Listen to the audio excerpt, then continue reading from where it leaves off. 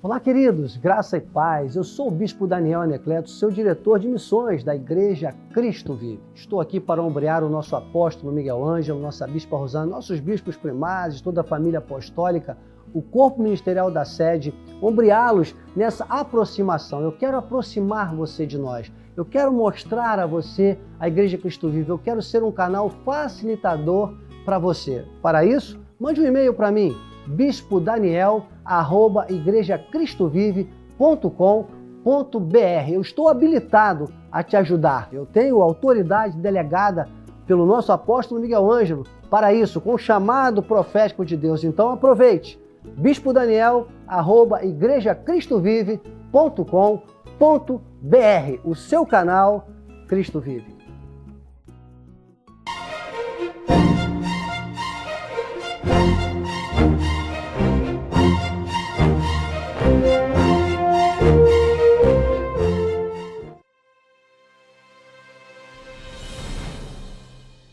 Tem uma linguagem humana para explicar coisas espirituais.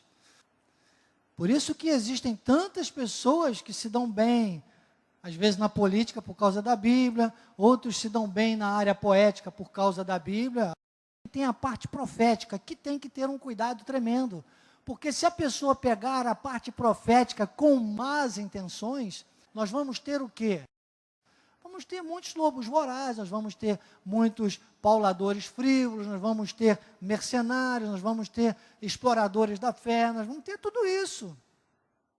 Não vamos nos deixar influenciar por nada disso, porque diz assim, se possível os eleitos, eles vão tentar enganar, se possível até os eleitos, raciocínios falazes. Então a parte profética, ela tem que vir por revelação. Então a Bíblia, ela é maravilhosa em todas as áreas. A parte política é para a organização, realmente. A parte poética é para os louvores, é para o nosso lado emocional, para nossas alegrias momentâneas que todos nós precisamos viver, a parte poética. E a parte profética, para a nossa edificação, como igreja, como corpo, a parte profética. E todas essas três partes da linguagem humana, para explicar coisas espirituais, anotem bem isso, a parte poética, a política e a profética, elas têm que estar pautadas numa coisa, que aí depende de Deus e você. Eu expliquei isso como estou explicando hoje, aliás, eu não, a graça de Deus comigo. Revelação. O capítulo 5 de Gálatas e o capítulo 8 de Romanos, talvez não mesmo na mesma ordem, o capítulo 8 de Romanos e o capítulo 5 de Gálatas, vão evidenciar essa nossa debilidade, sabe, na carne, mas também vão revelar essa extrema força espiritual para nós termos uma vida emocional equalizada, com coerência, apoiada no poder que só a Bíblia tem de nos dar. Irmãos, essas afrontas, essa situação que o mundo, que eu já falei que não vou mais ficar falando disso aqui, essas situações todas, esse disse-me-disse, contradições, de manhã é uma coisa, de tarde é outra, de noite é outra, sabe, isso deixa todo mundo a flor da pele, não é verdade? Está todo mundo, imagine, todos nós somos na carne uma debilidade tremenda, e o povo de Deus então fica mais, sabe, agitado ainda. E nós temos, se houve um momento em que nós tínhamos que nos agarrar, irmãos, agarrar mesmo assim, literalmente, estou fazendo aqui uma coisa, para você pensar, agarrar mesmo, a Deus, a sua palavra, aos seus desígnios, essa hora chegou. Essa hora chegou. A Bíblia está falando de escatologia, de fim dos tempos. Desculpe. Não me peça para falar disso. Não puxe briga comigo. Não puxe briga comigo, que eu já vou deixar a receita para você. Hebreus capítulo 6. Põe de parte os princípios elementares da doutrina de Cristo. Aí, deixemos-nos levar para o que é perfeito. Hein? Mesmo no momento de maiores aflições, hein? Como diz João 16:33, Jesus disse, no mundo passais por aflições, mas tem de bom ânimo. Esse bom ânimo é você o tempo todo acreditar que Cristo viveu mesmo, que Ele existiu mesmo, que Ele venceu tudo na cruz do Calvário mesmo, que Ele está no controle mesmo, que essa nossa carne vai ter que morrer um dia mesmo, e que o dia que for, nunca seja porque nós deixamos de acreditar, ou porque nós desacreditamos de Jesus, porque abrimos brechas para o inimigo. Você diga, seja provação, seja tentação, eu confronto, eu enfrento, eu aprendo, e aí você está na boia. Está entendendo? Você tem uma boia de salvação. No quintal eu tenho lá umas flores, e isso já vem da minha mãezinha, que ela fazia isso também. E a minha mãe ainda colocava água com açúcar, né? Tadinho, o bichinho sofria, porque o açúcar eu descobri que não faz tão bem para as asas do beija-flor. Mas tem um beija-flor e tem o tuí-tuí, um outro passarinho lá, um amarelinho. Tinha que ser amarelinho, né? Um amarelinho que vai na água, aí uma delícia, coisa linda. Até postei na minha rede social. E eu descobri uma coisa, eu coloquei lá 2 daquele suporte, mas num deles, eu tenho um produto que vende próprio para isso, para não colocar água com açúcar, né? E eu coloquei, num deles eu coloquei menos produto, sem querer. Mas como em tudo, Deus está o tempo todo me levando para a palavra e me trazendo, né? Graças a Deus, só assim dá para prevalecer contra esse mundo. E eu vi que o passarinho, tanto o beija-flor como o outro, ia lá, dava uma bicada naquele que eu coloquei menos produto e corria para o outro. Mas eu entendi que até o passarinho estava buscando o quê? Ele não queria só beber o que eu coloquei ali. Ele queria, sabe o quê? Agora eu vou separar a sílaba, hein? Realização. Vida. E aí eu faço uma remissão com João 10:10. Jesus disse que o ladrão vem para roubar, matar e destruir, mas Jesus diz, mas eu vim para que tenham vida e a tenham em abundância. Então você pode colocar em João 10:10, você anota Mateus 6:31 ou 33. Mateus 6:31 diz assim, portanto, não vos inquieteis, dizendo, que comeremos, que beberemos, ou com que nos vestiremos. O 32. Porque os gentios procuram dessas coisas. O gentio que está falando aqui não é de nós, está falando daqueles que não se submetem a Deus. Naquela época, quem não se submetia à palavra de Deus, quem não reconhecia Deus, quem não reconhecia a igreja, era chamado de gentio. Então, os gentios que fazem assim, vivem agitados. Por quê? Porque não vão para o eixo espiritual. O Pai Celeste sabe todas as coisas. Depois o 33. Por isso que o tempo não é nosso. Ele diz, buscai, pois, em primeiro lugar. Quer dizer que o tempo é escasso. O tempo passa. Que bom que você está buscando Deus hoje em primeiro lugar. Aí diz, e as demais coisas? Lógico, você imagina. Eu estou falando isso aqui, irmãos, bispo não fala de você, eu não vou falar de mim, mas aí vem uma enxurrada da graça de Deus, do trono da graça, diz, fala de você. Eu sou corretor de seguros há mais de 33 anos, desculpe a modéstia falsa. Nenhum de vocês aqui, pouca gente no mercado segurador sabe mais de seguro que eu, desculpe.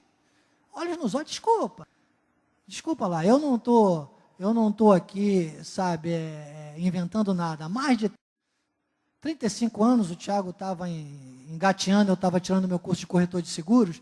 Eu sei mais de seguro do que muito profissional por aí, você não pode imaginar, tanto na área técnica como na área jurídica. E os cursos hoje de atualização, de adaptação, de técnicas de vendas e tudo mais, que o corretor de seguros hoje vende até farinha. Estão botando, as seguradoras estão vendendo de tudo. Porque seguradora é um canal de venda, mas não vou falar mais disso aqui não, para não estourar nosso tempo. Só que eu quero dizer para você, adivinhe qual é o dia que eles ministram e o horário que eles ministram todos os cultos. Eu sei que você acredita em mim, mas eu tenho até vontade, às vezes, de dar um print e mostrar aqui no telão. Todas as terças-feiras, a partir das 10 horas da manhã. 9 horas, 10 horas, 11 horas, não passa disso. Toda terça-feira. Eu podia estar preocupado lá, não é verdade? Eu estou ocupado aqui. Vale o que Jesus disse. Vida, realização, prosperidade bíblica. Cristo vive em mim. Se vive em você, você que tem que dizer, porque Paulo, quando falou isso, muitas vezes Paulo disse nós, vós, mas em Gálatas 2:20, Paulo disse logo, já não sou eu quem vive, mas Cristo vive em mim. E esse viver que agora tenho na carne, no tocante à carne, vivo pela fé no Filho de Deus que me amou e a si mesmo se entregou por mim. Cristo vive. Cristo vive. E aí, fechando com o texto que eu já citei, e aí você precisa ir lá na reciclagem para você ouvir tudo sobre isso que na última sexta nós tratamos. Jesus disse assim, no mundo passais por aflições, mas eu estou detalhando, aliás não disse tudo ainda porque é uma série que nós começamos na semana passada, às sextas-feiras. Está no canal de missões, a primeira. Foi sobre o que Jesus disse, nós estamos detalhando esse versículo. Jesus disse em João 16:33, essas coisas vos tenho dito, para que tenhais paz em mim. No mundo passais por aflições, tem de bom ânimo. Eu venci o mundo. Não deixe para boiar quando estiver no último fôlego. Você tem uma boia. A Bíblia, o poder emocional. A boia, não é? A palavra, toda ela, filtrada pelas 14 epístolas, é a sua boia.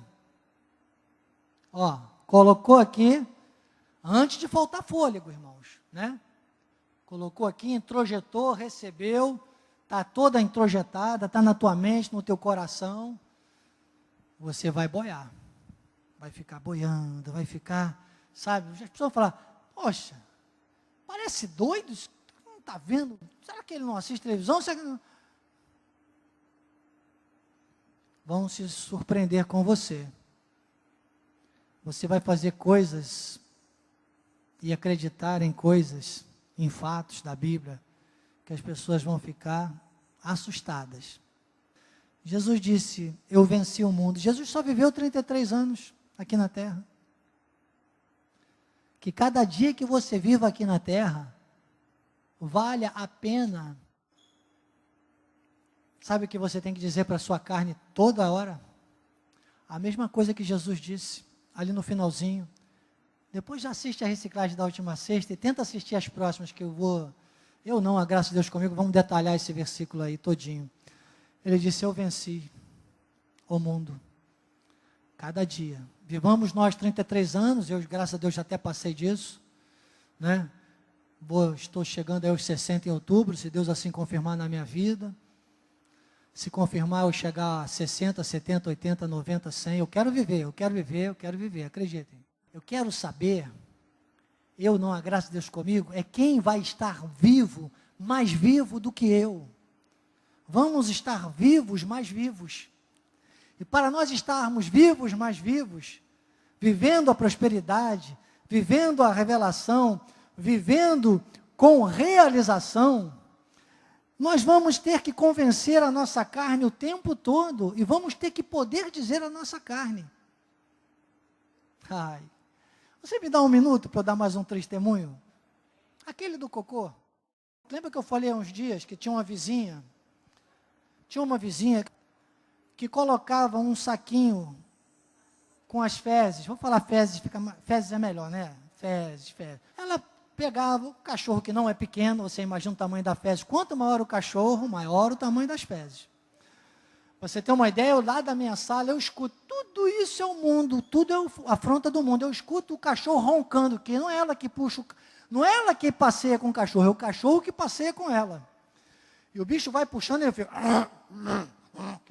com aquela forquilha. Ai, eu estou tão prolixo hoje. Me dá um minuto para a minha prolixidade. Coloquei lá na frente da minha casa. Falei, poxa, botar aqui uma lixeira bonita. E essa senhora, para me afrontar, é o mundo. Coloca acho que pelo menos de 2 ou 3 vezes por semana, ela coloca o saquinho lá. O que aconteceu no domingo de manhã, logo no domingo de manhã, foi domingo de manhã? Não, foi domingo à tarde, meus filhos estavam saindo, né, juntos para o shopping, que benção, como é bom ver os filhos unidos, né, para dar uma volta, um passeiozinho no shopping domingo, logo depois do almoço, e eu fui à janela, como tenho sempre esse hábito, né, para ali olhar para eles e também dar ordem aos anjos de Deus para guardá-los, claro. E o que aconteceu? Esta senhora estava voltando com o cachorrinho dela e ela já tinha dado 3 passos para atravessar a rua, o cachorro puxando ela, que não é ela que puxa o cachorro puxando ela nessa mão e ela já com o saquinho nessa mão, se dirigindo para onde? Para a lixeira de R$100 do Bispo Daniel. E eu olhei para ela, e ela olhou para mim, e se fosse o Daniel da carne, era boa hora. Dali, nem com a minha espingarda de chumbinho eu errava, né? Sabe o que o Daniel do Espírito falou para o da carne? Serinho. Porque eu tinha ministrado esse tema na sexta-feira. E eu não prego para você, desculpe. Se você quiser receber, o problema é meu, é nosso. Se você não quiser receber, o problema é teu com o diabo. Desculpe, bispo, você está... Desculpe, eu estou prolixo, eu fico meio agressivo, né, também. E eu disse, eu venci o mundo. O Cristo em mim disse, eu venci o mundo. Sabe o que eu fiz? Eu ignorei. Até falei com a boca parada. Ignorei. Irmão, isso é o pior castigo para um ofensor. Continuei olhando para meus filhos, dando tchau. Olhei para a árvore, para os passarinhos. E fiquei ali também, que eu não sou bobo. Que se eu fecho a janela, ela ia continuar no intento dela. Aí fiquei ali olhando para os passarinhos mais um pouquinho, rezando mais um pouco, pedindo Nossa Senhora do Bom Parto que me salvasse. E a carne assim, né? A mão já esticando lá para pegar uma pedrinha, que eu tenho umas pedras que enfeitam o jardim da minha janela, as pedrinhas. Maior que a de Golias, né? Do que matou Golias. A mão esquerda do trabalho lá tentando e a direita no coração. Ai, Cristo vive. Ai, Deus, não deixa não, Cristo vive, não deixa não. E ela foi para debaixo de uma árvore, ficou lá um tempinho, e eu lá, naquela luta espiritual. E graças a Deus, ela entrou para o prédio com um saquinho na mão, porque se ela colocasse aquele saquinho lá na lixeira, eu ia continuar dizendo e olhando para o céu, Cristo vive. Acreditem. Foi ontem. Ontem tinha lá. Aí eu disse, amor, descobri uma técnica maravilhosa. Não foi assim? Não, com essas palavras, estou colocando aqui para vocês. Agora eu já vou lá para fora com uma luva na mão esquerda, a mão do trabalho. Né? Vou com a luva, chego lá, não estou fechando o saco de lixo aqui mais, avisei ela para não fechar mais, vou com o saco de lixo aberto, chego lá, estou com a luva, pego o saquinho do fezes. Aprendi, Denise. O saquinho das fezes, para não ofender ninguém, coloco dentro do sacão de lixo, que graças a Deus nós compramos na nossa casa, né? Saco de lixo, nós temos. Aí eu coloco lá, giro, amarro, pego a luva, depois que eu coloco, jogo dentro lá, amarro, fecho, coloco, pronto, no lixo. E sabe o que eu faço com isso? Eu digo, eu venci o mundo. Até pouco tempo, nessa questão, ainda não estava vencendo. Teve uma vez que eu joguei o saquinho no meio da rua. Aí vem a expectação de Jesus logo depois, sabe? Já está quase faltando fôlego, aí vem Daniel, o testemunho, porque a pessoa não vai ficar contra nunca aquele que colocou a fezes no saquinho, botou lá na lixeira, está tudo bem, porque botou, a lei manda colocar no saquinho, mas não diz que não pode colocar na lixeira do vizinho. Mas a lei também diz que não pode jogar o saquinho no meio da rua. Então, olha o problema que eu arrumei lá. Arrumava, não arrumo mais, sabe por quê? Porque... Olha, eu estou pregando para você com o meu testemunho, irmãos. Para pensar, que às vezes a pessoa pensa, Bispo Daniel está redondinho. Estou nada, eu estou crescendo. Estou crescendo. Me julgue menos e me ame mais, irmão. Senão você não vai me aprovar. Você não vai me amar. Você não vai me absolver. Você só vai me acusar. Você só vai me condenar. Você vai achar vários motivos para me maldizer. Sabe por quê? Porque na sua carne só tem maldição. Desculpe falar assim. Na minha também. Na nossa carne não habita bem nenhum. Vamos dizer para nós mesmos, e vamos dizer isso o tempo todo, quando vir uma afronta, eu venci o mundo. Isso é coerência bíblica, isso é prosperidade, isso é realização. A Bíblia e o poder emocional. Eu sou o bispo Daniel Anecleto. Essa foi a escola de capacitação e crescimento espiritual. Deus falou ao meu coração, espero que tenha falado ao seu. Até a próxima, com sim o amém de Deus. Mas, por favor, diga: eu venci o mundo. Não seja mais uma vítima da mentira, seja um apologista da verdade. Não seja mais um na estatística da crise, seja um protagonista da vitória. Obrigado, Jesus. Obrigado, obrigado, obrigado. Senhor, obrigado por mais esta terça-feira, Pai. Obrigado, Senhor. Obrigado por mais uma manhã na Tua casa. Eis-me aqui, Pai. Eis-me aqui. Eu venci o mundo. Eu venci o mundo. Eu venci o mundo. Que a Tua graça, o Teu amor, as doces consolações do Teu Espírito Santo, Pai, se manifestem na vida daqueles que podem dizer comigo agora, não só hoje, mas para sempre: eu venci o mundo. Amém. Rompendo em fé, rompendo em fé. Minha vida revestida está com Teu poder. Rompendo em fé, com ousadia vou movendo sobrenatural. Vou lutar e vencer, vou plantar e colher. A cada dia vou viver, rompendo em fé.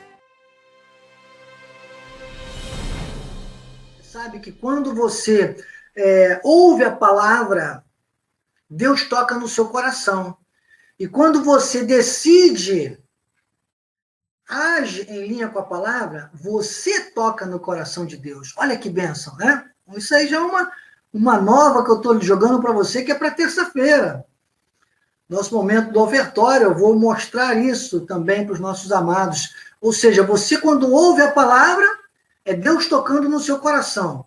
Quando você reage e age em linha com a palavra, é você tocando no coração de Deus. Olha que bênção. Então, é isso que mais eu poderia declarar, senão a máxima que eu tenho dito de Filipenses 4,19, Provérbios 3, versículo 10 e Lucas 6,38.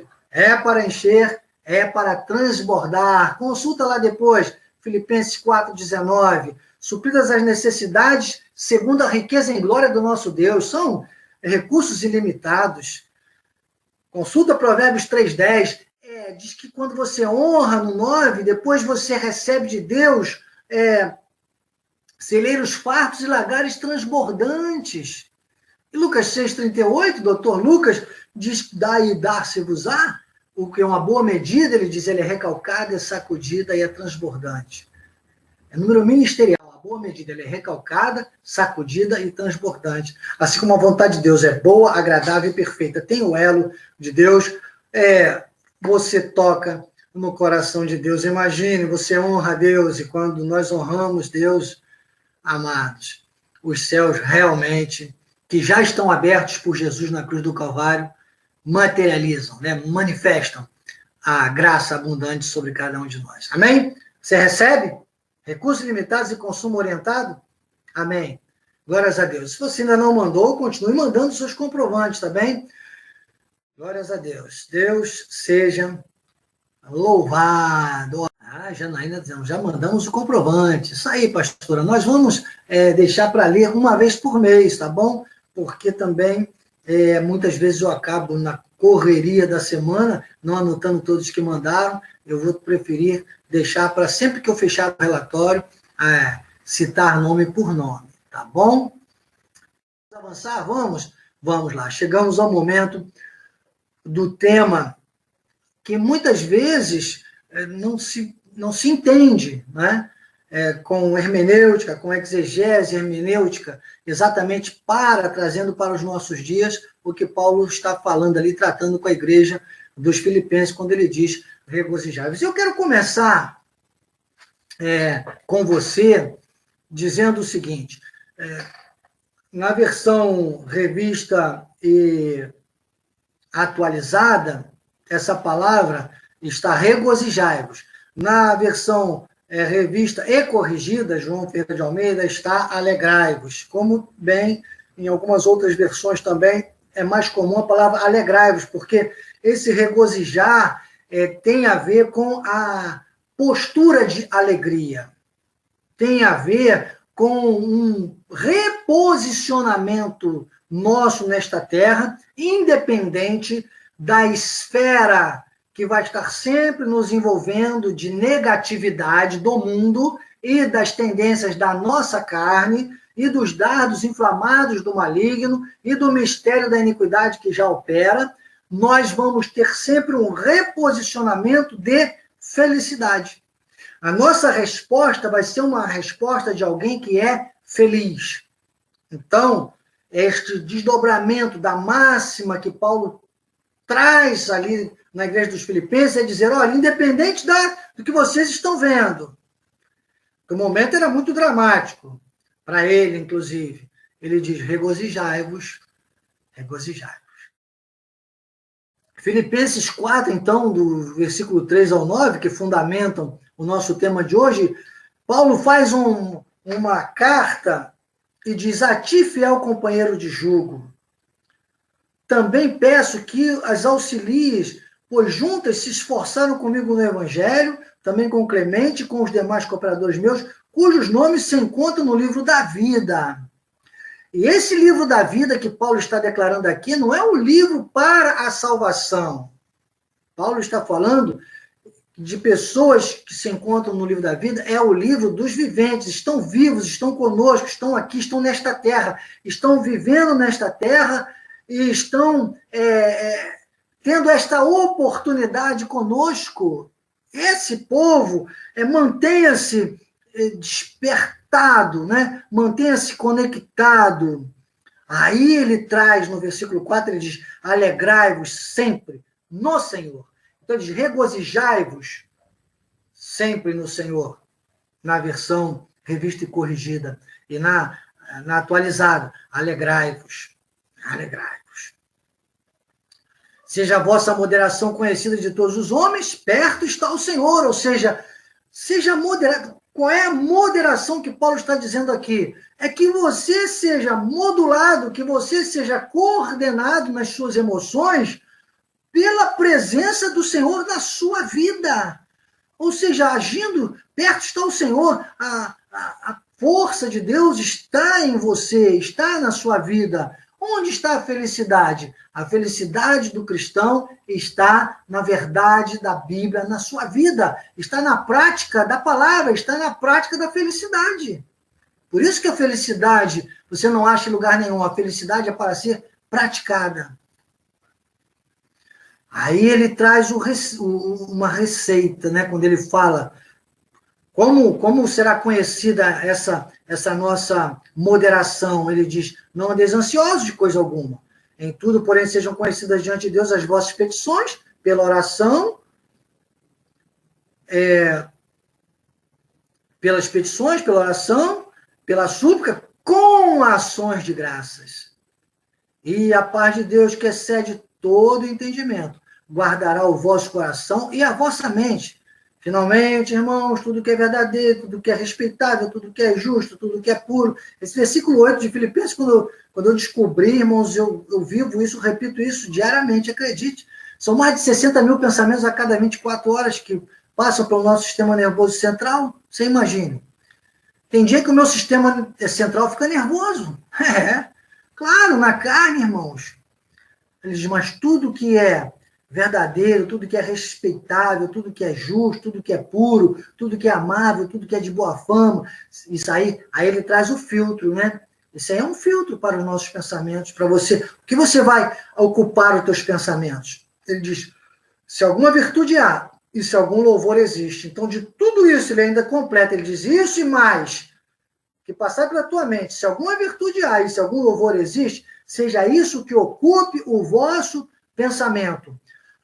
O que também aprendestes e recebestes e ouvistes e vistes em mim. Então, Paulo diz, eu sou feliz, eu estou me regozijando. Vocês estão vendo? A situação era complexa de Paulo, ele diz, mas vamos lá, irmãos, olha para mim, eu estou me alegrando no Senhor, eu estou confiante, eu tenho motivos para me gloriar, e eu quero que vocês também façam isso. E ele diz, isso praticar, e o Deus da paz será convosco, ou seja, você vai ter sempre paz, você vai ter sempre serenidade, você vai ter sempre moderação, você vai estar sempre no eixo da palavra, na segurança do projeto de Deus para a sua vida, que é infalível, que é um projeto maravilhoso, que é um projeto que não depende das realidades e das estratégias deste mundo. Ah, você é o quê? Você é do verde e amarelo ou do vermelho? Irmão, eu sou do branco, eu sou da paz. Eu nem sou do verde e amarelo, nem sou do vermelho. Você é do PT ou você é do Lula, do Bolsonaro? Não, eu sou de Cristo. Menos mundo e mais Deus. Senão eu vejo gente até saindo de igreja por causa de partido político, brigando com seus líderes. Desculpe, meu irmão. Vai beber uma aguinha, que a água você encontra. Agora, felicidade, você não vai encontrar, não. Tem gente procurando felicidade em partido político, em presidência da República. Desculpe, até gosto do Bolsonaro, servimos juntos no mesmo quartel. Paraquedista igual a mim, vibrador, glória a Deus, tá bom. Nem me pergunte quem eu votei, é claro, né? Mas minha esperança não está baseada nele, não, irmãos. Minha segurança está em Deus. Regozijai-vos no Bolsonaro. Qual é o versículo que diz isso? Regozijai-vos no PT. Qual é o versículo que diz isso? Regozijai-vos nos Estados Unidos, que agora largou lá o pessoal de novo naquela tirania lá do Talibã. Meu irmão, diria meu amigo querido Bispo Sérgio, Bispo Nacional. Meu irmão! É bom, né? Pastora Maria Bela está aí com a gente. É bom esse momento de meditação na palavra. Olha como a gente pensa junto aqui a palavra e como a palavra se confirma pela palavra, a verdade se confirma pela verdade. Acreditem, coisas que anjos anelam para escutar, irmãos. E eu posso fazer minhas as palavras de Paulo, dizendo, estou aqui reproduzindo esse chamado apostólico, para dizer a você, sabe, como Paulo se referia à posição dele, de reproduzir o que ele tinha visto em Cristo. O apóstolo Miguel Ângelo reproduz o apóstolo Paulo, e reproduz o apóstolo Miguel Ângelo, e assim vai a visão da graça de Deus. E posso dizer a você, amado, o que você aprendeste, recebeste, ouviste, vistes em mim, isso praticai. Isso é complexo para dizer, mas nós, da graça de Deus, temos que dizer. Tá vendo, Igor? Parabéns pelo seu aniversário. E olha que palavra, nós temos que ser o modelo, nós temos que seguir com coragem, nós temos que seguir nessa vibe de encontrar motivos. É isso que eu digo para você. Quem é feliz, quem tem a mente no eixo da palavra da verdade, quem está ligado ao evangelho da graça de Deus, ele vai encontrar motivos para se alegrar e, portanto, vai demonstrar a todos que ele é feliz. Vão dizer, esse cara é doido, como é que ele pode estar rindo assim? E você vai dizer, eu sou doido por Jesus, sou louco pela palavra, sou embriagado pelo Espírito, né? É por aí. Exatamente assim que a banda toca. Bem assim mesmo, diz o Bispo Tuchinski, Bispo Garda, sabe as palavras. Glória a Deus, líderes, expoentes, queridos meus, estão aí confirmando o que é a verdade da graça de Deus. E eu gosto quando Paulo, aqui no versículo 8 de Filipenses 4, ele diz, finalmente, irmãos, finalmente. Finalmente. E aí ele fala, seja isso o que ocupe. Você sabe que as pessoas andam muito preocupadas, irmão, não sejam um preocupado. Sabe quem é um preocupado? Ó, separe a palavra, coloque pré hífen ocupado. Vamos brincar aqui nisso. Né?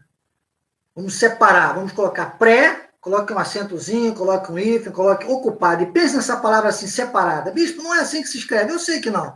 Mas vamos escrever assim hoje. Coloque aí, bote aí, né? Como o bispo Valmir, a gente brincava, falava, coloca o nome do bispo Valmir lá no livro. Bote não.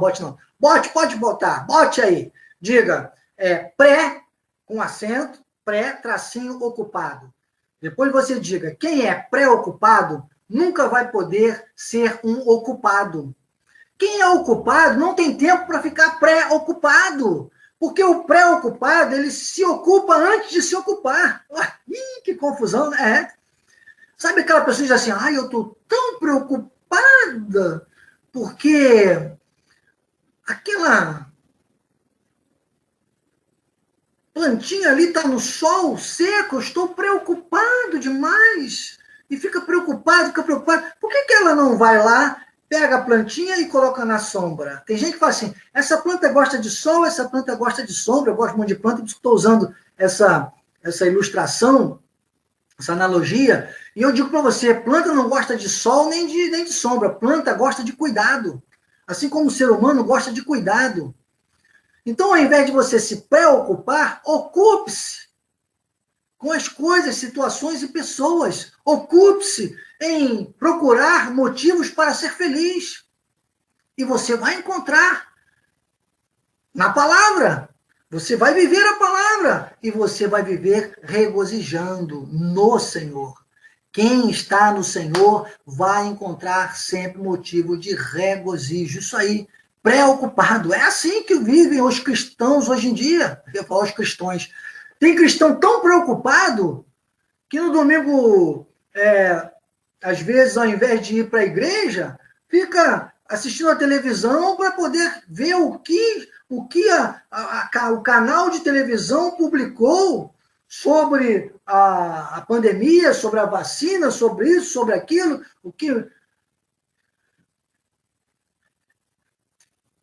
e outras coisas que eu poderia exemplificar aqui. Está preocupado, ele está preocupado. Tem gente que está tão preocupado se amanhã vai ser feliz, que não se ocupa em ser feliz, você está entendendo? Seja um ocupado, e você não vai ter tempo de ficar preocupado. Ocupe-se com as coisas de Deus, ocupe-se com a lei do Senhor, ocupe-se com a palavra de Deus. E para a gente fechar, né, regozijando-nos no Senhor, vamos fechar conforme na última reciclagem que eu disse. O perdedor deu o seu máximo, o vencedor deu o seu melhor. Nós estamos acostumados a ouvir isso aí, não é? O perdedor é aquele que deu o máximo, mas o vencedor é aquele que deu o melhor. Eu, na semana passada, disse, mas o mais que vencedor é aquele que não deu nem o seu máximo, nem o seu melhor. É aquele que deu o melhor de Deus. Porque ele tem o melhor de Deus. Entendam, ninguém pode dar aquilo que não tem. Então, você tem em Deus a felicidade, você não vai mais procurar em lugar nenhum, você vai viver feliz e você vai viver o quê? Se alegrando no Senhor. Embora uma situação ali está negativa, você vai encontrar motivo para glorificar a Deus. E você vai achar, ver quantos resultados positivos você vai ter de um princípiozinho de incêndio. Meu Deus, começou a pegar fogo ali no corredor daquela casa, mas tinha lá um extintor, e você se alegra porque tinha um extintor, e apagou o incêndio logo no início. Então, você está entendendo? Você se alegra com os resultados. Não deixe que o seu medo seja maior que o seu desafio. Não deixe que o seu sofrimento seja maior que a sua dor. Seja um mais que vencedor. Romanos 8, 37, diz que em Cristo Jesus nós somos mais do que vencedores. Pense nisso. E com isso, regozijai-vos sempre no Senhor. Assim seja. Chegamos ao tema então, desse momento de meditação, vamos meditar juntos um pouquinho sobre esta frase do apóstolo Paulo, lá aos Hebreus: já não resta sacrifício, mas eu quero, nesse toque inicial da nossa meditação, deste sermão temático, mas também expositivo, que nós vamos nos ater ao capítulo 10 de Hebreus, uma curiosidade, para você ter uma ideia, essa epístola dos Hebreus, ele é tão importante que os pesquisadores, os teólogos, né, os estudiosos, as autoridades eclesiásticas, chamam o livro de Hebreus, chamam de livro, né? A carta aos Hebreus, eles chamam de livro. E eles dizem que Hebreus seria o quinto evangelho. Eles chamam Hebreus de quinto evangelho. Hebreus seria o livro do quinto evangelho, e, no caso, porque os 4 evangelhos seriam Mateus, Marcos, Lucas e João, que, na verdade, não são evangelhos. Isso aprendemos com o nosso apóstolo há muito tempo. Não são evangelhos, são livros históricos, que a sociedade bíblica chama de livros sinóticos, né? Na verdade, porque eles tratariam do mesmo assunto, né? Assuntos semelhantes. E eu gosto ainda de separar, eu gosto de dizer que Mateus, Marcos e Lucas tratam mais dos mesmos assuntos. E João já complementa, João faz um link. Então, eu já diria que João já é uma história melhorada, porque Jesus fala muito mais. E quando João fala, João usa muito mais as falas de Jesus. Para você ter uma ideia, nos 3 livros, Mateus, Marcos e Lucas, a história de Jesus, toda vez que Jesus fala, ele fala em verdade. Quando ele chega em João, é tão importante o momento, a Via Crucis ali, principalmente depois do capítulo 12 em diante de João, que ele vai tratando daquelas dores da Via Crucis, das orações finais, das despedidas com os discípulos, e ele dobra, né? A palavra traz entre Mateus, Marcos, Lucas e João 56 vezes a palavra em verdade. Mas quando chega em João, ele fala essa palavra dobrada, ele diz: em verdade vos digo. Há um reforço de pronúncia. Olha que coisa interessante a gente começar aqui a entender que livros históricos nem são evangelhos, então já erram por aí os estudiosos ao dizerem que Hebreus seria o quinto evangelho, né?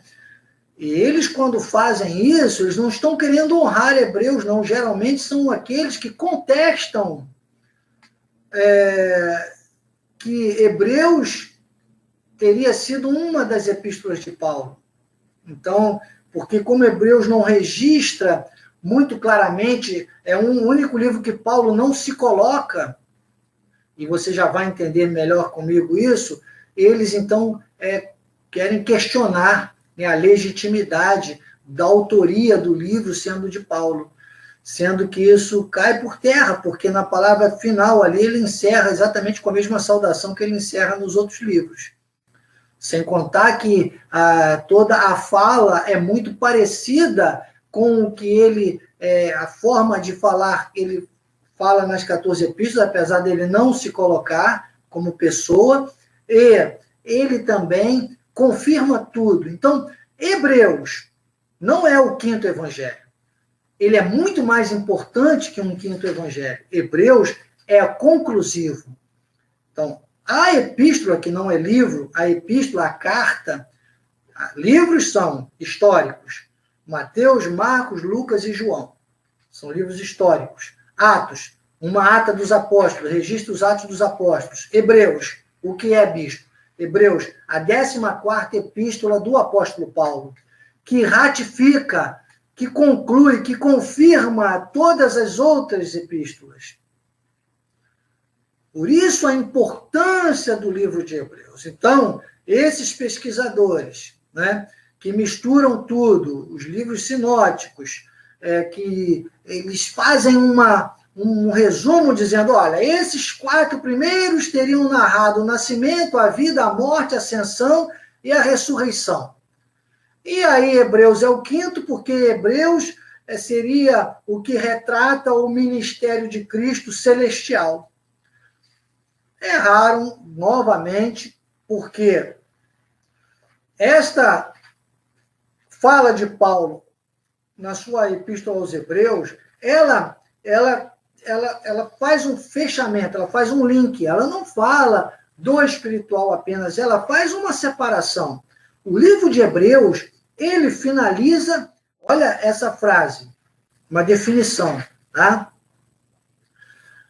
O livro de Hebreus, ele vai muito além. Hebreus é a epístola paulina conclusiva da revelação da sã doutrina. Hebreus, veja bem a definição, tá? Para você. Hebreus finaliza a revelação e define os parâmetros e direitos definitivos, conquistados e disponibilizados ao povo de Deus pela revelação da genuína graça. Pelas 14 epístolas. Então, por isso essa importância. E se você pegar todo o livro de Hebreus, desde o início, você vai ver exatamente isso. Paulo falando do velho pacto, Paulo falando da sombra dos bens vindouros, Paulo falando do sacerdócio, da mudança de sacerdócio. E aqui no capítulo 10, nós começamos exatamente vendo Paulo trazer isso muito claramente. Já no versículo 1, quando ele fala da sombra dos bens vindouros, tá? Ele fala que elas não poderiam fundamentar, né? Firmar nada, porque eram sombras, ou seja, ele já faz logo uma definição. Desde do capítulo 5, ele vem falando muito pesado disso, e aqui ele diz, ora, visto que a lei tem sombra dos bens vindouros, não a imagem real das coisas, nunca jamais pôde tornar perfeito os ofertantes com os mesmos sacrifícios que ano após ano, perpetuamente, eles oferecem.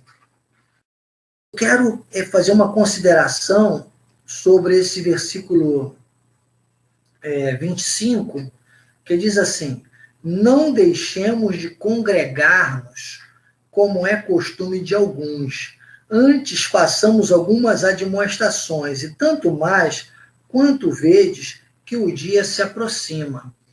Então, esta palavra aqui de Paulo é importante nós entendermos que nos dias de hoje, você está congregado agora. Nós somos a congregação. É claro que se você tem uma igreja Cristo Vive próxima de você, e se você é membro de uma igreja local, vá aos cultos. Participe presencialmente. Isso é outra coisa. Mas a congregação é este momento, independente de ser presencial ou virtual, em que todos nós nos organizamos para falarmos do reino, para glorificarmos a Deus, para orarmos juntos, ainda que distantes regionalmente falando. Esta congregar, essa palavra dos originais organizar, ajuntar para um determinado fim. E isso hoje, ainda mais agora, com os avanços tecnológicos, nós podemos fazer muito bem. É claro que, volto a dizer, aqueles que podem, têm as igrejas locais, né, nas suas regiões, e aqueles que têm as igrejas aqui da sede, ou seja, as igrejas locais, podem congregar precisamente, façam isso, mas não deixem também de estar nas lives. E aqueles que não têm uma igreja que pregue a sã doutrina, como a nossa, irmãos, eu nem sei se existe alguma, não posso dizer a nossa, que eu sou diretor de missões, conheço as igrejas Cristo Vive, né, aquelas que estão ali elencadas no nosso site. Estou até fazendo uma atualização agora. Então, estas igrejas são indicadas, né? Eu não indico uma igreja perto da sua casa, eu indico uma igreja dentro da Bíblia. Então, congregue-se, sabe? Ative isso, envolva-se com essa revelação da graça de Deus o quanto mais você puder. Porque no versículo 26 começa uma questão complexa. Porque até aqui, desde o início, por isso que eu expliquei a importância do livro de Hebreus, é importante depois você ler essa epístola toda, depois de Paulo explicar a diferença entre o velho, o novo, né, a sombra, os bens reais, ele agora coloca a nossa condição privilegiada do Cristo ressuscitado e glorificado, mas agora ele traz para esse momento de responsabilidade. Um momento de você entender, como eu disse agora há pouco, que essa revelação, ela traz uma obrigação, mas também direitos. Viu? Inclusive, isso no direito é lindíssimo, né? Tem uma aula só sobre obrigações e direitos. Tem um tema no Código Civil, né, para você ter uma ideia, só sobre obrigações e direitos. Então, direitos e obrigações, na verdade. Direitos e obrigações. Todo direito gera uma obrigação. E, por consequente, toda obrigação gera um direito. O livro de Hebreus, ele trata disso. Né? A epístola aos Hebreus, o que eles chamam de livro do quinto evangelho, que na verdade já mostrei que é a conclusão das epístolas, ele aqui no versículo 26, ele diz assim, porque depois que ele fala, quanto mais vezes, que dia é esse que se aproxima? Deixa eu voltar um pouquinho no 25, porque senão fica capenga aqui a nossa ligação. O 25, ele diz, tanto mais quanto vedes que o dia se aproxima. Que dia é esse que se aproxima? É o dia da finalização para o arrebatamento da igreja, mas também é o dia a dia de cada um, irmãos. Cada dia que nós nascemos, desde que nós nascemos, a cada dia de vida, começa-se uma contagem regressiva.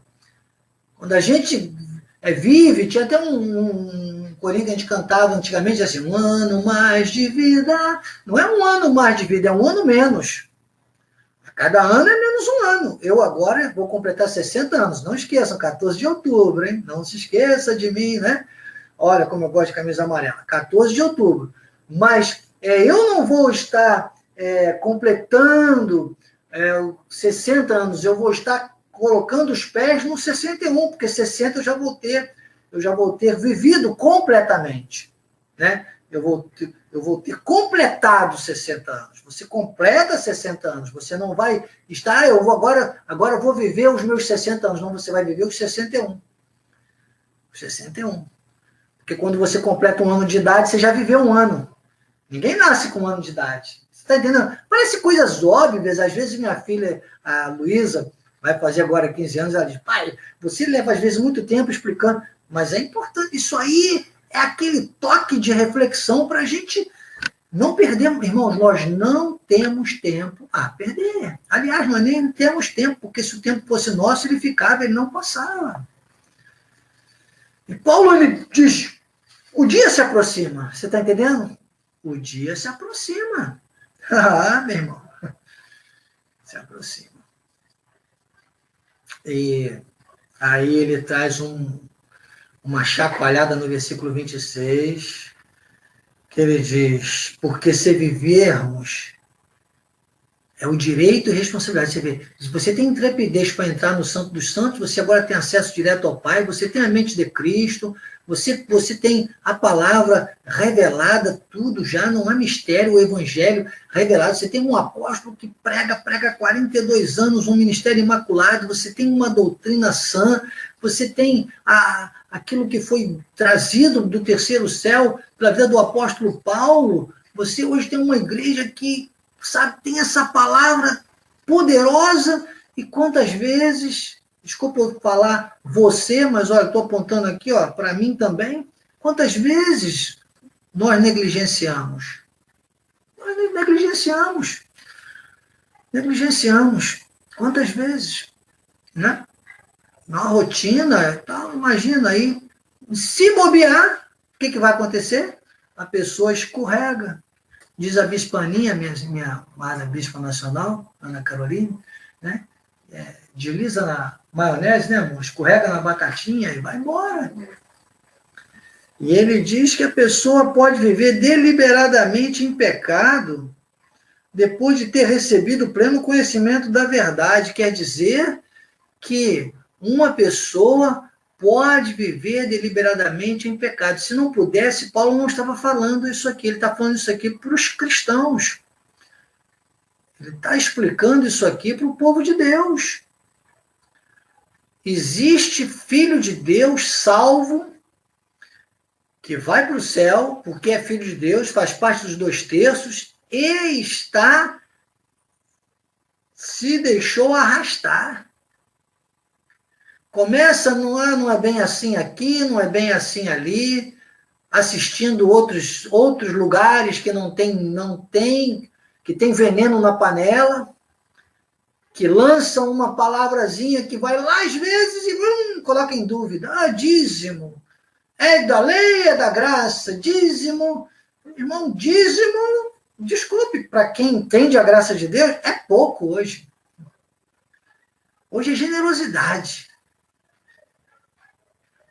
Generosidade. Você faz mais conta de 10%. 10% é uma conta mínima de agricultura que Deus usava no Pentateuco. Tá? Mas se deixar, é da lei, é da graça, é de ceia. Não, Jesus já voltou. Jesus já voltou em espírito. Em espírito já voltou. O Espírito da graça já está em nós. O que Gálatas 2:20 diz? Cristo em vós é a esperança da glória, ok, mas não vamos confundir. A carne não está resolvido. A carne volta ao pó até o arrebatamento da igreja. Aí eu precisaria entrar no assunto escatológico, eu não prego escatologia, mas Apocalipse não tem uma ordem cronológica. Então, a primeira vinda de Cristo, ela já aconteceu em espírito. Agora é o arrebatamento da igreja para essa transformação da terra, mas nós já estamos vivendo. O diabo Catargel já foi exposto ao desprezo, Jesus já está reinando através das nossas vidas, quando nós reinamos em vida, aqui nessa terra, já estamos reinando com Cristo. Regiões celestiais aqui na terra, são as regiões em que, esse momento, a minha casa, a sua casa, aleluias! Quando nós estamos aqui envolvidos com uma realidade espiritual, são as regiões celestiais. Nós somos o quê?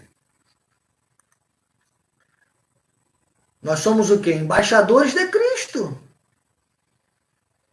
Embaixadores de Cristo, irmãos.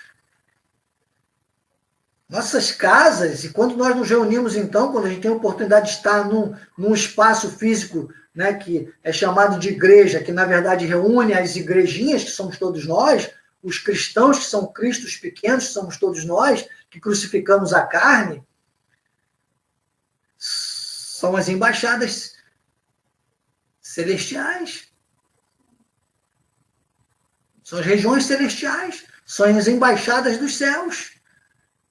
Somos embaixadores numa terra que ainda não está transformada. Quando o céu e terra foram uma mesma igreja, aí tudo bem, aí aconteceu o arrebatamento da igreja. E agora? Agora nós estamos glorificando a Deus, nós estamos dentro daquela visão do Apocalipse. Glorificando a Deus nós aqui, e no terceiro céu, e no mundo celestial, no mundo espiritual, Cristo no trono da autoridade, que é a destra do Pai, é o Cristo, é a manifestação da triunidade, caminho, a verdade, a vida. Pai na criação, Filho na redenção, a vida na glorificação, na manifestação do Espírito da graça, que agora vai até o arrebatamento da igreja. Então está está entendendo aqui, sem querer entrar em escatologia, porque se você quiser estudar o Apocalipse segundo a visão da graça, temos lá 7, acredito que 7, não sei se já saiu o 8º, acho que nem sei. Não me lembro agora se são 7 ou 8 tomos, né, que nós temos já do Apocalipse, segundo a graça de Deus. Então, agora vem essa palavra que diz que tem um povo que ainda vai viver deliberadamente em pecado. Aí ele diz, depois de termos recebido o pleno conhecimento da verdade, já não resta sacrifício pelos pecados. Então, o fato que... Porque Paulo, isso aqui tem que fazer uma remissão quando Paulo fala aos Coríntios, não separei esse texto hoje, mas quando Paulo fala aos Coríntios que ele lançou o fundamento como prudente construtor, que não há outro, que é Cristo, que é a pedra, ele diz, sobre esse fundamento, agora cada um vai ver como edifica, né, madeira, palha e feno, que é a distração, é usar a lei, é se deixar porque a lei é enferma e tudo mais, né, e arrastar para os rudimentos e acabar na esparrela do pecado, porque a lei reporta ao pecado, vai ler Romanos 6-8, que a gente entende isso tudo também, outra remissão, mas o salvo conheceu, já sabe que é salvo, conhece a graça, a revelação da graça de Deus, imagina, e ainda assim volta a viver deliberadamente em pecado. Se você fizer um pequeno esforço, você vai se lembrar de muitos nomes. Que você sabe, poxa, mas essa pessoa entendeu a graça de Deus. Ela conheceu, sim, a graça de Deus. Ela entendeu a salvação por graça e por fé. E ainda assim volta aos rudimentos, volta ao pecado, volta a viver deliberadamente em pecado. Não vai perder a salvação, irmão. Ele está falando claramente isso aqui. Só que ele diz, não resta sacrifício pelo pecado. Aí o 27 ele diz, pelo contrário, certa expectação horrível de juízo e fogo, vingador, prestes a consumir os adversários, quer dizer que não é um fogo que vai nos consumir, mas olha, é o fogo do... Qual é o fogo que vai consumir os adversários? É o fogo do inferno. É uma expectação que a pessoa sente. Tem umas pessoas que às vezes retornam para o nosso ministério, está sempre acontecendo isso, né, amor? Pessoas que saíram e tal, voltam, irmãos, como aquele filho pródigo, sabe? Alguns, claro, nem todos vão chegar ao ápice da graça de Deus, tá bem? Na ignorância, eu não sei como Deus vai tratar isso é entre Deus e cada um, mas reconheceram Cristo como Salvador, como Filho de Deus, vão ser salvos, tá? Mas aqueles que chegaram a conhecer a revelação genuína da graça de Deus, e por descuido, e por coceira no ouvido, por isso, irmãos, olha, a importância de você estar numa reciclagem ministerial. Porque direitos e obrigações, quanto mais se lhe dá, mais se lhe cobra. É dramático, irmãos, é dramático. Bispo, você está ameaçando a gente? Não, só estou explicando para mim mesmo a palavra. Eu temo e tremo, irmãos. Porque ele diz, você chega a um nível de entendimento que não dá para voltar mais. Senão, você vê, a gente... É terrível, irmãos. Às vezes, hoje em dia, você imagina eu com a minha personalidade, não pode ficar falando muito e acabo falando, não tem jeito, né? Eu fico, tem que falar menos de mim, fazer o quê? Jesus falou, Paulo falou, o apóstolo Miguel Ângelo fala, se a gente não falar da gente, a gente vai falar de quem, né? A gente fala de Abraão, Isaac, Jacó, Samuel, Jessé, todos conhecemos, todos os heróis da fé, Gideão, Baraque, vai lá em Hebreus 11 para lembrar, né? E outros, Paulo disse, não daria em livros, não caberia em livros, mas a gente tem que falar também da nossa vida, do nosso dia a dia, da nossa rotina. Eu, com a minha personalidade, meu temperamento, complicado, de vez em quando ainda me pego e eu digo, me falta o ar e eu fico agitado, eu fico, meu Deus, e agora, Senhor, porque não dá nem para ficar pedindo perdão. Eu não gosto muito dessa palavra perdão e desculpa. Porque ele já nos perdoou, irmãos. Não dá para ficar errando e pedindo perdão, não. A graça é na veia. Ele já nos perdoou, já nos reconciliou. E agora? E agora que a gente tem que buscar viver isso, senão é expectação de juízo. É aquele fogo do inferno e a pessoa fica, ai, tá queimando, ai, tá queimando, ai, tá queimando, e vive em expectação de juízo e fogo, e vive um estado vegetativo nessa terra e acaba, às vezes, numa situação que, olha o que diz aqui, ó. Pelo contrário, certa expectação horrível de juízo e fogo vingador, presta a consumir os adversários. Sem misericórdia, morre pelo depoimento de 2 ou 3 testemunhas quem tiver rejeitado a lei de Moisés. Se na lei de Moisés, olha que comparação que Paulo faz aqui, meu irmão. E aí é para você lembrar que esse assunto da carne não está resolvido. E que hoje nós temos uma condição espiritual de sobrepujar essa debilidade da carne, que é a obrigação nossa, que se a gente não tiver toda a atenção, a gente cai lá e vive porque você já sabe que não é mais assim. Ele diz, ó, no tempo de Moisés, diz, morria, dá 2 ou 3 testemunhas, rejeitava a lei de Moisés, morria. Ele diz, de quanto mais severo castigo julgais vós, será considerado digno aquele que calcula aos pés o Filho de Deus e profanou o sangue da aliança, com o qual foi santificado e ultrajou o Espírito da graça. Ora, nós conhecemos aquele que disse, a mim pertence a vingança, eu retribuirei. E outra vez o Senhor julgará. E aí é que eu preciso, porque às vezes a pessoa, se não entender isso aqui com exegese hermenêutica, não entender que tem que colocar esse texto para os dias de hoje, ele vai ficar perdido, vai achar, não, peraí, não está falando aqui é do ímpio, então está falando aqui, não está falando aqui que tem um castigo para o ímpio, que os salvos se deixarem, quanto maior o conhecimento que tiver, maior vai ser a expectação de juízo. Sabe? Porque a pessoa sabe, ela não é inocente, ela não é ignorante. Quando você é ignorante, tudo bem, mas quando você conhece, fica mais complicado. E ele diz, o Senhor julgará o seu povo. O Senhor julgará o seu povo. Então, esse julgamento aqui não é um julgamento para ir para o inferno. É isso que precisa entender. Paulo separa esse julgamento agora do povo de Deus. Esse julgamento é um julgamento para o nosso galardão, que começa aqui na terra. É só você ir lá em Romanos 5,17 que você vai dizer o que? Reinarão em vida. Ao invés da pessoa ter uma vida bem esquematizada, uma vida... não estou dizendo, meus amados, que se você ler esse versículo aqui equivocadamente, quando Paulo começa aqui no nosso no nosso sermão temático, que eu usei esse versículo, Paulo dizendo...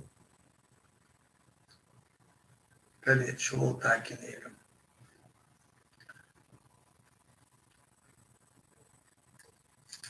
Olha, até passei, que a minha Bíblia virou a página, por isso que eu me perdi.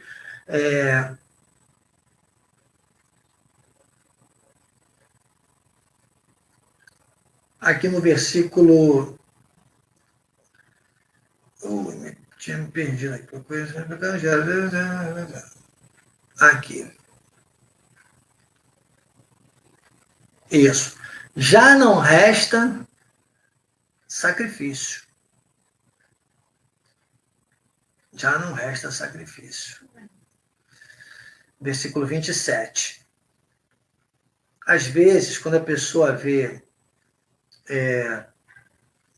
Perdão, 26. Quando a pessoa lê aqui, recebido pleno conhecimento, já não resta sacrifício. A pessoa pode pensar, já não resta dor, já não resta sofrimento, já não resta aflições. Não, Dor, sofrimento, aflições, tudo isso é da carne. Não resta sacrifício no que tange à salvação. Está dizendo, não resta sacrifício. Não adianta você achar que eu posso tropeçar aqui, cair ali, não. Eu vou rebatizar, agora eu vou, tem problema, eu resolvo isso. Você pecou, tá bem, você está voltando para a igreja agora, vem aqui, batiza de novo, está tudo resolvido. Não, não dá, nós não tratamos com isso. Não resta esse tipo de sacrifício, mas resta o quê? Resta uma luta com a carne. Resta uma luta com a carne. Então não resta sacrifício, mas resta esforço. É só você ler Hebreus 4. Diga comigo, não resta sacrifício, resta esforço. Se você se esforça, né? Como diz Hebreus 4, você entra no repouso, você entra nessa esfera de segurança, de maturidade, de crescimento, de legitimidade. Você vai sentir dores, sofrimentos, frustrações da carne, ok. De vez em quando mas você cai logo em si, você tem a mente de Cristo, você tem a revelação da graça de Deus, e você vai começar a experimentar uma segurança em Deus, já aqui na terra, que é reinar em vida. Imagine o nosso galardão, imagine a conclusão dos séculos e todo o nosso contexto da formação e da organização angelical e espiritual. Que aí é algo imensurável. Que Paulo chega a dizer, olha, fico até constrangido, é tão melhor do que aqui que eu fico até constrangido quando ele fala lá no capítulo 1 de Filipenses. Você está entendendo? Então, não resta sacrifício, vamos buscar esse eixo da maturidade, vamos saber que o nosso assunto será sempre com Deus, vamos zelar, nós temos que ser zeladores, nós temos que ter um zelo. Paulo, quando ele fala, ele diz, eu zelo por vós com o zelo de Deus, é o zelo da graça. Quando ele fala dos da lei, ele fala assim, eles têm zelo, mas não têm conhecimento. Agora, zelo com entendimento é o zelo da graça. E aí, bispo? Conclói, né? Conclói. Conclói. Vamos concluir. Tem 1 minuto para concluir. Hebreus 12, 1. O que é que nós precisamos fazer, bispo? Como é que nós vamos fazer? Não pare. Não deixe que nada te paralise. Eu sei que você vai ter dor, frustrações, lembra? Isso não parou.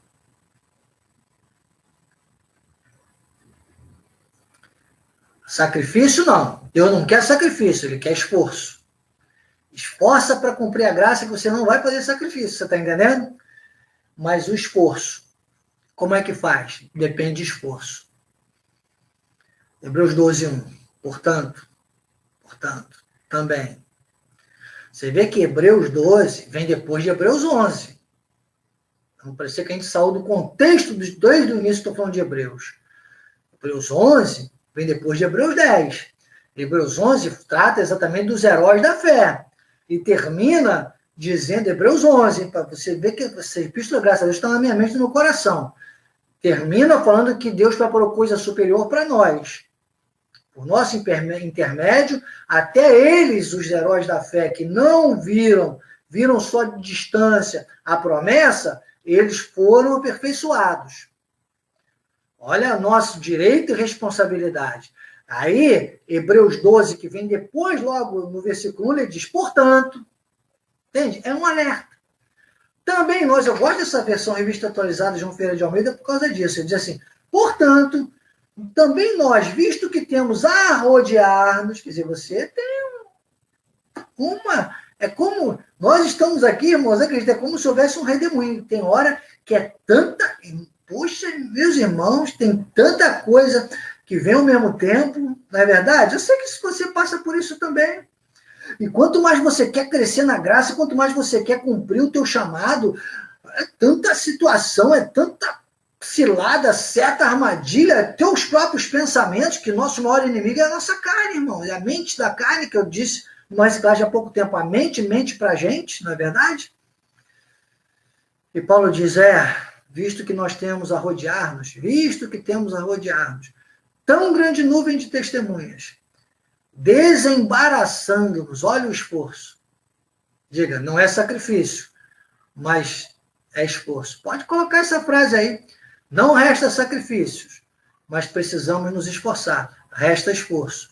Então, ele diz, visto que temos a rodear-nos tão grande nuvem de testemunhas, desembaraçando-nos do peso, olha só, hein?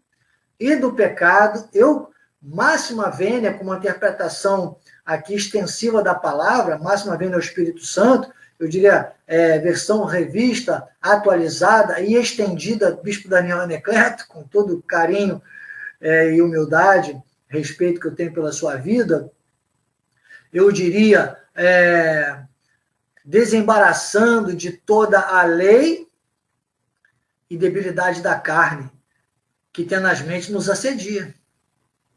Corramos com perseverança a carreira que nos está proposta. Qual é a carreira que nos está proposta? É reinar, é fazer Deus reinar. É aquela visão de João no Apocalipse. É o reino de Deus estabelecido já nos dias de hoje. Para que depois aconteça o arrebatamento da igreja, esse momento definitivo, então, de resolver o problema da carne. Entendeu? De todos transformados seremos, nem todos morreremos, nem todos dormiremos, lembra? Paulo fala na sua epístola, mas todos transformados seremos no abrir e fechar de olhos. Esse é o terceiro tempo. Terceiro tempo. O primeiro já aconteceu, o segundo está acontecendo, e o terceiro tempo. Há um pouquinho de escatologia da graça, se a gente pudesse dizer assim, né? Estou quase me assanhando um pouquinho aqui. Mas escatologia é um papo muito de lei que eu não gosto de... Já perdi muito tempo da minha vida com isso agora. Eu fico com esse texto aqui. Corramos a carreira. Sabe qual é? Essa carreira está bem definida. Estou finalizando em Hebreus 6:1. Viu como a gente está em Hebreus aqui, indo e vindo? Hebreus 6:1. Hebreus 6:1 que Paulo diz. Pondo de parte. Vou falar de olho fechado. Por isso, pondo de parte os princípios elementares da doutrina de Cristo, deixemos-nos levar para o que é perfeito. Versículo 2, ele diz o que é perfeito. Ele diz, não lançando de novo a base do arrependimento, de obras mortas e da fé em Deus. Aí ele diz, o ensino de batismos, da ressurreição de mortos, do juízo final, da imposição de mãos. Isso faremos, se Deus permitir. Você está entendendo? Então, nós não temos tempo a perder, não vamos ficar aqui falando muito de juízo final, de ressurreição de mortos, não, vamos falar do que é perfeito, vamos falar da revelação da graça de Deus. E vamos avançar, desembaraçando e avançando, diga, desembaraçando e avançando, desembaraçando e avançando. Então, encerro nossa reciclagem de hoje,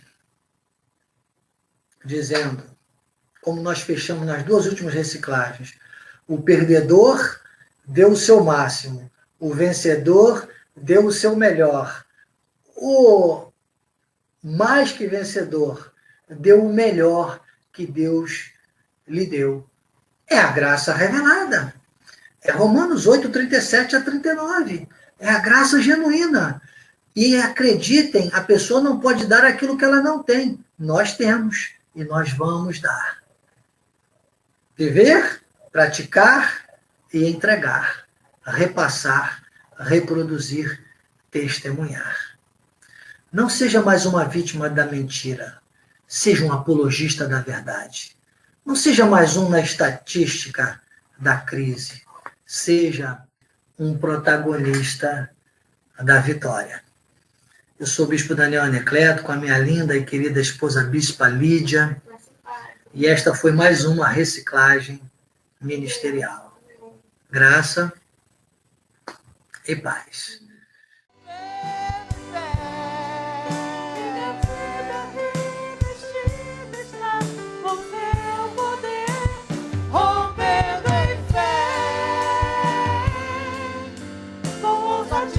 Vou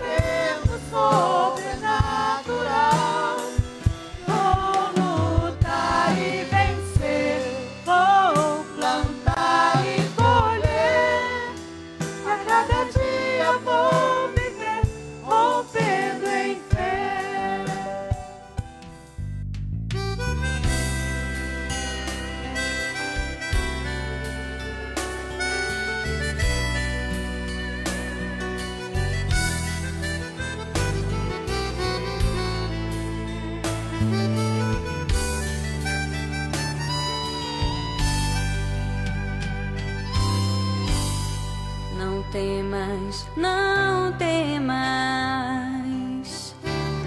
eu sou teu Deus, eu estou contigo, onde quer que fores, ali estarei, habitai seguro, descansa em mim, não fique ansioso, te fiz vencedor, não sofra assim. Não temas, não temas, eu sou teu Deus, eu estou contigo, onde quer que fores, ali estarei, habitai seguro, descansa em mim, não fique ansioso, não, te fiz vencedor, não sofra assim. Eu já paguei o preço, já te dei redenção, te livrei da lei, quebrei a maldição. Já não és escravo, meu filho tu és, sarei tuas feridas e te abençoei, para reinares em vida. Eu já paguei o preço, já te dei redenção, te livrei da lei, quebrei a maldição. Já não és escravo, meu filho tu és, sarei tuas feridas e te abençoei, e te abençoei, para reinares em vida.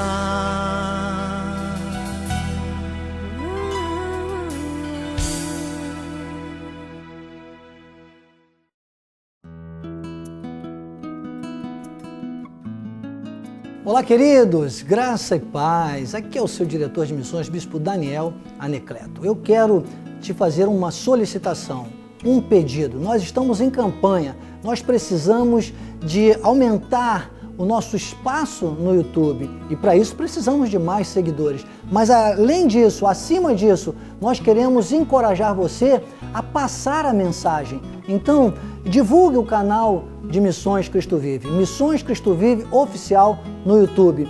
Seja um seguidor e também passe, multiplique o número de seguidores e leve essa mensagem à sua família, aos seus amigos, aos membros da Igreja Cristo Vive. Eu conto com você. Não se esqueça, siga-nos no YouTube. Eu sou o Bispo Daniel, graça e paz.